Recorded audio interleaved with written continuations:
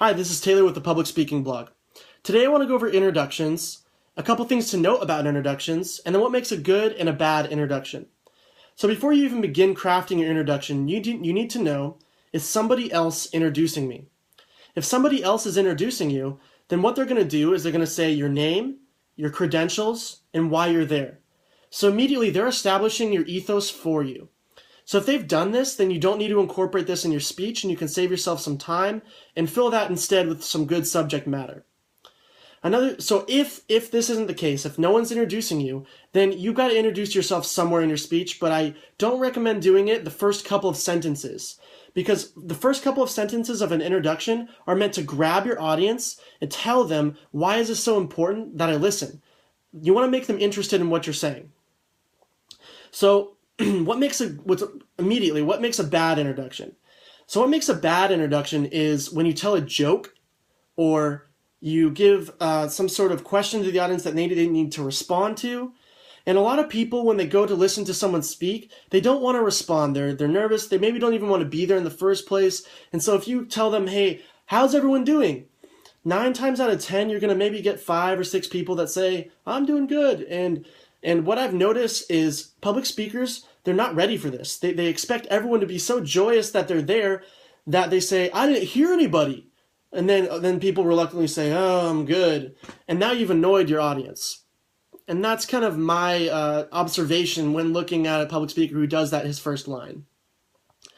So another thing about telling jokes is that you're probably not as funny as you think you are.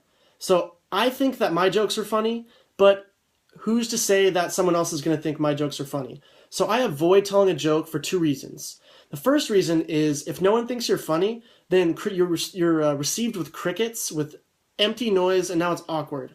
And secondly, you run a high risk of offending somebody. So especially if you're speaking at a university where people are expecting like a high quality subject matter, a joke might not be received very well.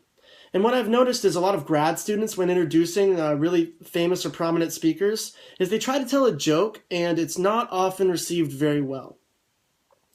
So how do you make a good introduction? How do you craft a good introduction? Well, your first statement, the first thing out of your mouth, shouldn't be so or any sort of word. I call them idle words. An idle word that doesn't necessarily mean anything. You want to go straight into the first sentence as if you're writing a paper. Now, I'm going to use an example of a public speech that I wrote about why failure is a good thing. Now, this is a concept that's been rehashed over the years. However, I gave my speech on it. And my opening went like this. You are a failure.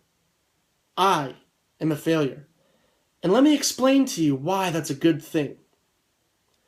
So now I've drawn my audience in, because my audience probably doesn't think I'm a failure, and they most certainly don't think that they are failures. So they're really interested into why I think that everybody fails and why that's a good thing.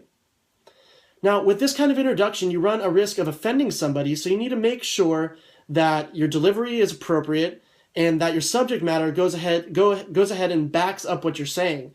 Now, you've given an introduction that's compelling, and so now I can say, hi, I'm Taylor, and this is why I'm here if I don't have someone introducing me. So let's go back and rehash a couple of main concepts that we've gone over. An introduction, when writing it, you need to make sure you know if someone is introducing you or not. You need to make sure that you don't tell a joke or ask for audience participation in your introduction. It's not very interesting, and I think you're wasting some time. And thirdly, you need to make sure that your introduction is compelling and immediately draws them in so you can perhaps follow with a powerful anecdote and connect them on an emotional level. That's a little bit about introductions. If you have any questions about introductions, leave them in the comments or email me at thepublicspeakingblog@gmail.com.